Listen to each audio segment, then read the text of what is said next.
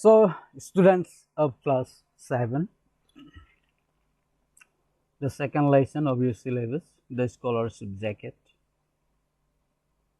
Let us see what we are going to find here.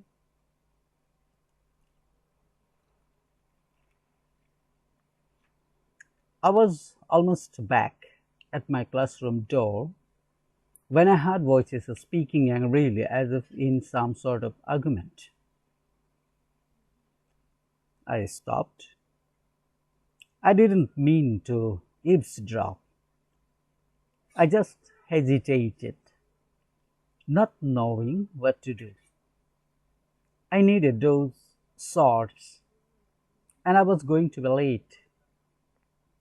But I didn't want to interrupt an argument between my teachers. I recognized the voices. Mr. Smith, my history teacher, and Mr. Brune, my math teacher. They seemed to be arguing about me.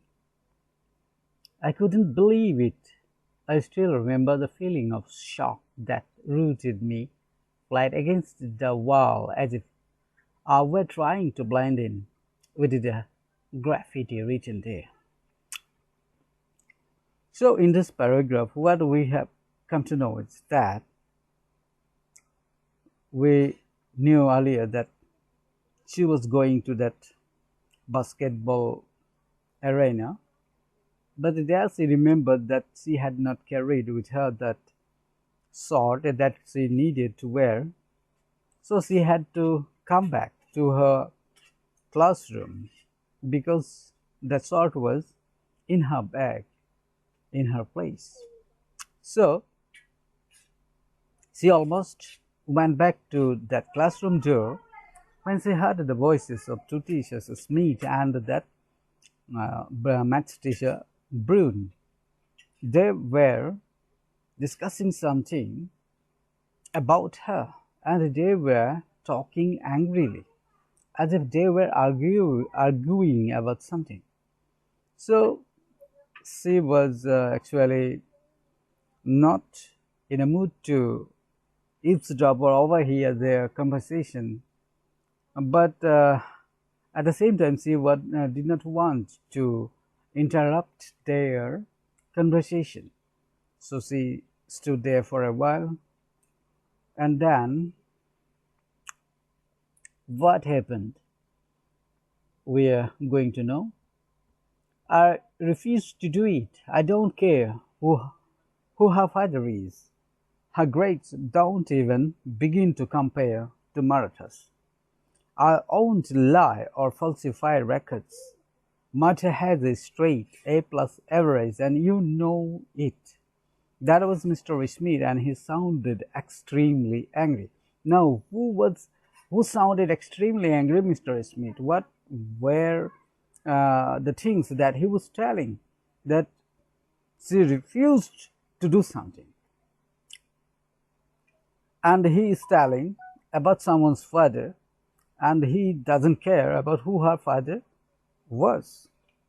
And that student about whom they are talking, and about the father of that girl about whom they are talking, and that student's grades cannot be compared with that of Martha's, and he is not going to lie or falsify records. So what is there in the records, he is not going to do anything with that.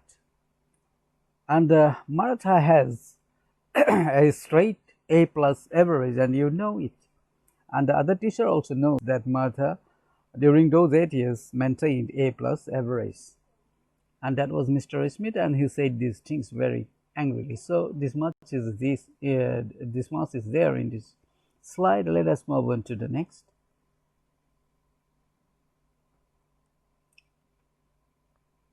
LeBron's voice sounded calm and quiet. Look, John's father is not only on the board, he owns the only store in town. We could say it was a close tie, and the pounding in my ears drowned out the rest of the words. Only a word here and there filtered through. Martha is Mexican. Resign. Undo it. Mr. Smith came rushing out, and luckily for me, went in the opposite way toward the auditorium, so he didn't see me. Shaking, I waited a few minutes and then went in and grabbed my bag and fled from the room. Mr. Bruin looked up when I came in but didn't say anything. To this day, so here the sentence is not complete. Now, Mr. Smith seemed angry, but Mr. Broom seemed very calm and quiet, and he was trying to convince Mr. Smith by saying that Joanne's, the other student's father, was not only on the board, but he also owns the only store in town, and he was telling about something about the contributions made by that Joanne's father. So they have to remember that. The pounding in my ears now, hearing this conversation, the words pounded in her ears, and that drowned out the rest of the words. That pounding actually closed that flow of words into her ears. Only a word here and there filtered through. Martha is Mexican. Martha is Mexican. Resign, don't do it. Maybe that Bruno was saying Martha is Mexican, then Smith was saying he was going to resign, and he wanted to do it. Mr. Smith came rushing out. After saying this, Mr. Smith came rushing out, and luckily for Martha that he did not come her way, he went the opposite direction.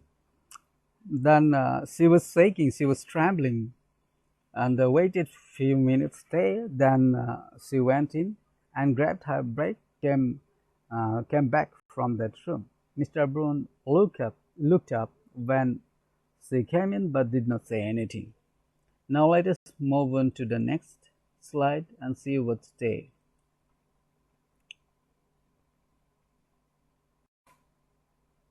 So here it is. Don't remember if I got in trouble in P for being late or how I made it through the rest of the afternoon. I went home very sad and cried into my pillow that night so Grandma wouldn't hear me. It seemed a cruel coincidence that I had overheard that conversation.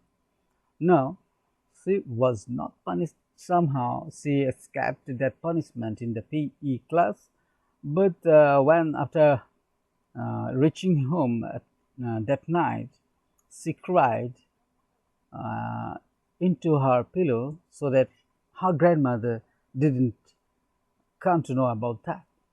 And it was a very cruel coincidence, according to her, that she overheard that conversation. The next day, when the principal called me into his office, I knew what it would be about. He looked uncomfortable and unhappy. I decided I wasn't going to make it any easier for him, so I looked him straight in the eye. He looked away and figured with the papers on his desk. Now, she was called in the principal's office. She went there. She knew what was to be told, and she was ready not to make things easier for the principal, so she looked straight into his eyes. But the principal was a bit nervous. He was in an indecision what to say, and that could be noticed in the forgetting of the and the way he forgetted with the papers. That showed his actually that showed that he was uncomfortable. So this much in this presentation. We'll come up with new things in the next presentation. Till that time, I would like to say bye. Thank you.